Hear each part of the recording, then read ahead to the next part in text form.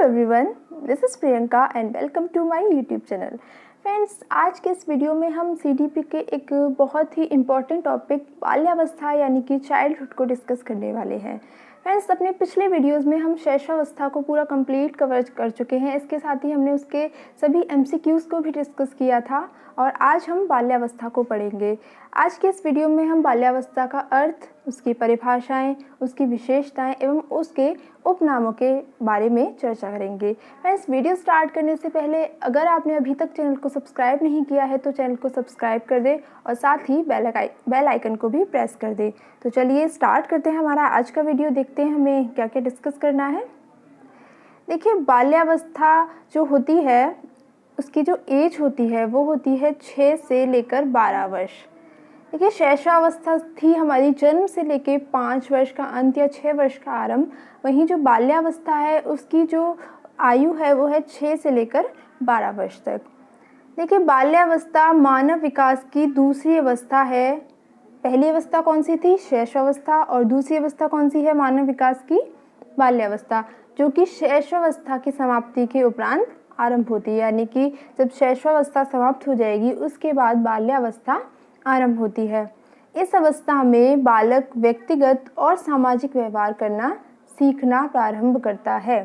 यानी कि जो समाज में रहने के कायदे कानून होते हैं, समाज के जो नियम होते हैं, जो समाज ने यहाँ पर रहने वाले सभी व्यक्तियों के लिए बनाए होते हैं, वो सारी चीज़ें बालक इसी अवस्था में सीखना प्रारंभ करता है। इसके अतिरिक्त उसकी औपचारिक शिक्षा का प्रारंभ भी इसी अवस्था में होता है। देखिए, ध्यान रखिएगा, शैशवावस्था के अंत में बालक की अनौपचारिक शिक्षा होती है, वहीं बाल्यावस्था के प्रारंभ में बालक की औपचारिक शिक्षा का प्रारंभ हो जाता है। अर्थात बालक विद्यालय में जाकर शिक्षा ग्रहण करना प्रारंभ कर देता है। किस अवस्था में? बाल्यावस्था में। चलिए आगे बढ़ते हैं। अब बात कर लेते हैं जो विभिन्न मनोवैज्ञानिकों ने बाल्यावस्था यानी कि चाइल्डहुड की जो डेफिनेशंस दी हैं उनकी हम यहाँ पर चर्चा कर लेते हैं। सबसे पहली डेफिनेशन है रॉस की। देखिए, रॉस क्या कहते हैं? रॉस कहते हैं कि बाल्यावस्था मिथ्या परिपक्वता का काल है। बाल्यावस्था मिथ्या परिपक्वता का काल है। अब देखिएगा कि जो रॉस महोदय हैं उन्होंने इसे मिथ्या परिपक्वता क्यों कहा है। देखिए फ्रेंड्स, वो इसलिए कहा है क्योंकि इस अवस्था में जो बालक होता है वो समझता है कि मैं बड़ा हो गया हूँ, मतलब उसे लगता है कि वो बड़ा हो गया है, लेकिन ऐसा नहीं होता है। इसलिए रॉस ने इसे मिथ्या परिपक्वता कहा है, यानी कि झूठ मूठ की परिपक्वता। बच्चे को लगता है कि वो बड़ा हो गया है लेकिन ऐसा नहीं होता है। चलिए नेक्स्ट डेफिनेशन देखते हैं स्ट्रॉन्ग की। स्ट्रॉन्ग कहते हैं कि ऐसा शायद ही कोई खेल हो जिसे 10 वर्ष का बालक न खेलता हो। स्ट्रॉन्ग ने कहा है कि जो 10 वर्ष की अवस्था तक आते आते बालक इतने खेल खेल लेता है कि शायद ही ऐसा कोई खेल बचता होगा जिसे 10 वर्ष का बालक न खेलता हो। ठीक है, आई होप आपको समझ में आ गया होगा ये बात भी। अब नेक्स्ट की हम चर्चा कर लेते हैं। कॉल व ब्रुश की डेफिनेशन है ये कि बाल्यावस्था जीवन का अनोखा काल है।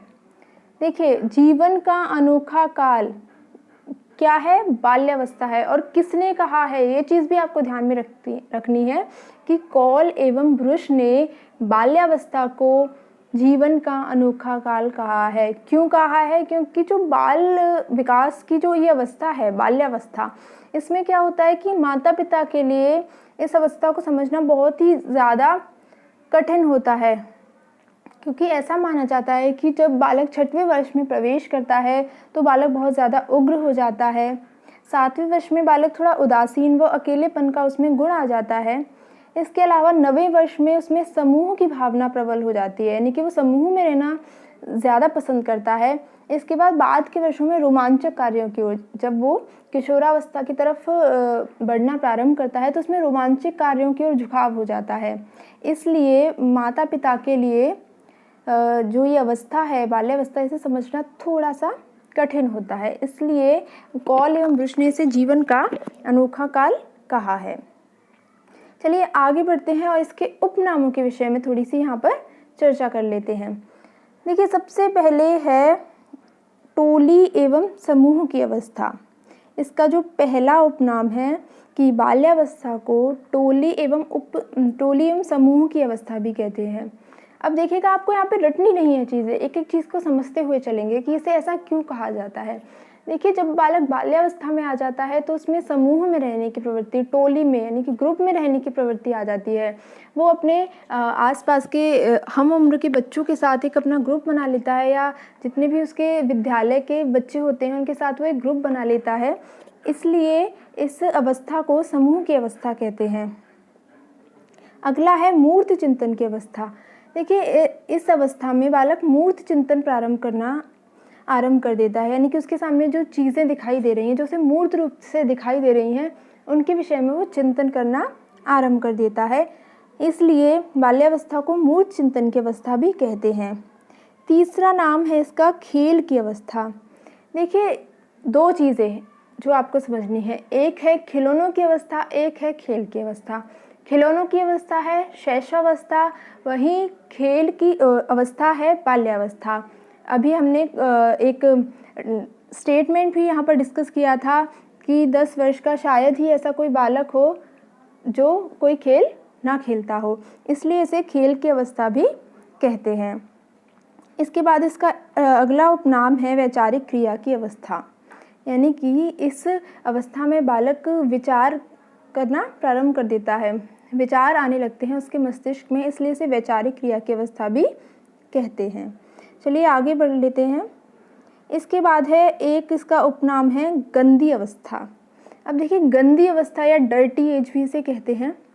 तो देखिए, बाल्यावस्था को डर्टी एज या गंदी अवस्था क्यों कहते हैं? क्योंकि इस अवस्था में क्या है, बालक खेलते हैं, घर के बाहर निकलना सीखते हैं, समूह में खेलते हैं, तो क्या है, वो अपने कपड़ों को बहुत ज़्यादा गंदा कर लेते हैं, धूल मिट्टी में जाकर खेलते हैं, इसलिए इस अवस्था को गंदी अवस्था भी कहते हैं।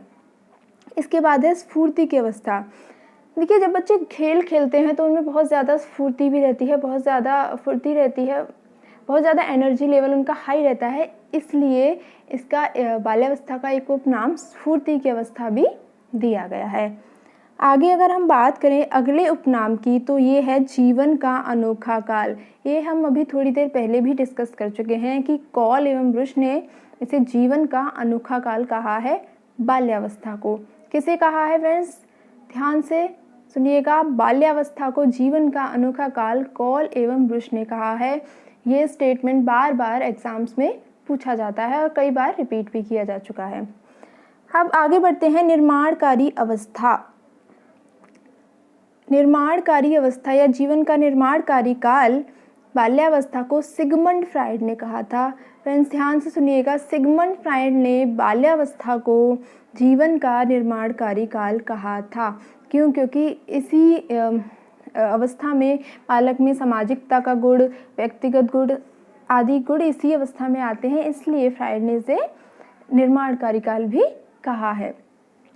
इसके बाद है अगला मूर्त संक्रियात्मक अवस्था, यानी कि बच्चे के सामने जो भी मूर्त चीज़ें होती हैं उनके प्रति वो सोचता है, उनके लिए चिंतन करता है, इसलिए इसे मूर्त संक्रियात्मक अवस्था भी कहा जाता है।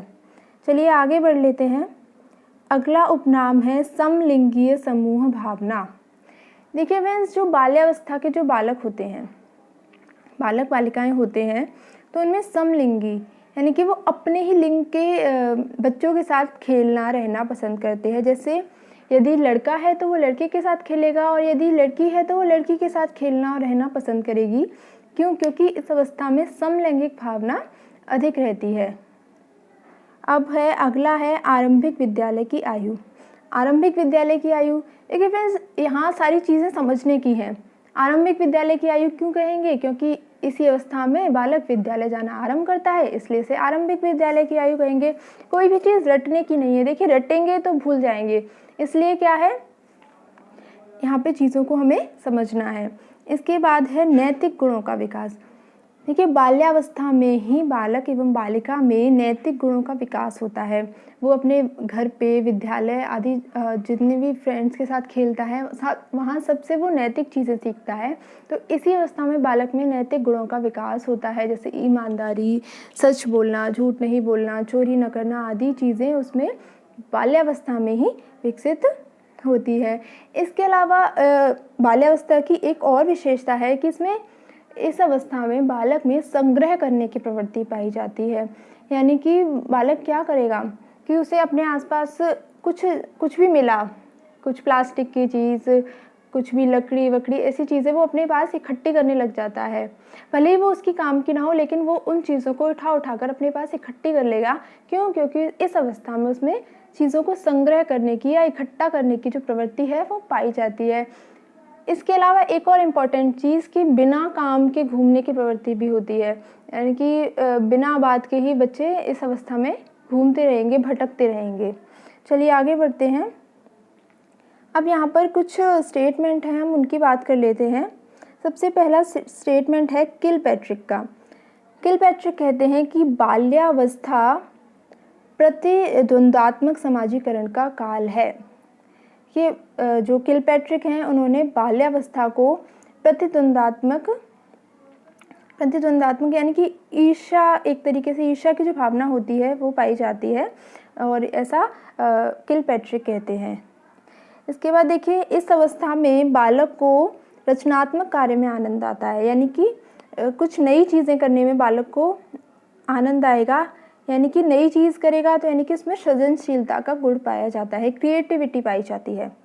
बालक को नए क्रिएटिव काम करने में अच्छा लगता है, उसको आनंद मिलता है।